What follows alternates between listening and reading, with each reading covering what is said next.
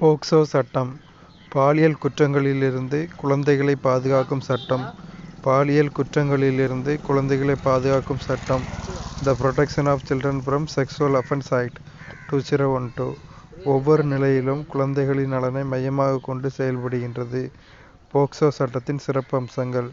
இச்சட்டம் 18 வயது வரை உள்ளவர்களை குழந்தைகள் என வரையறுக்கிறது.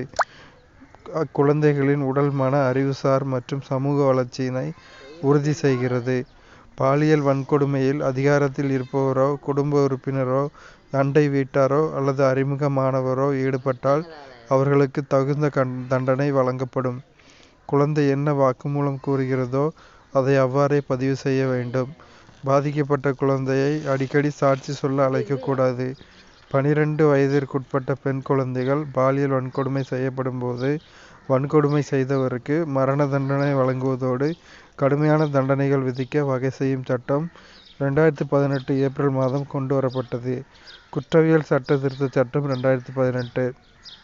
இது இந்திய குற்றவியல் சட்டத்தில் கடுமையான திருத்தங்களை கொண்டு வந்தது. இதன் சிறப்பம்சம் என்னவென்றால், விதிக்கப்படும் அபராத தொகையானது பாதிக்கப்பட்டவரின் மருத்துவ செலவை ஈடுகட்டும் வகையில் இருக்க வேண்டும் என்பதாகும்.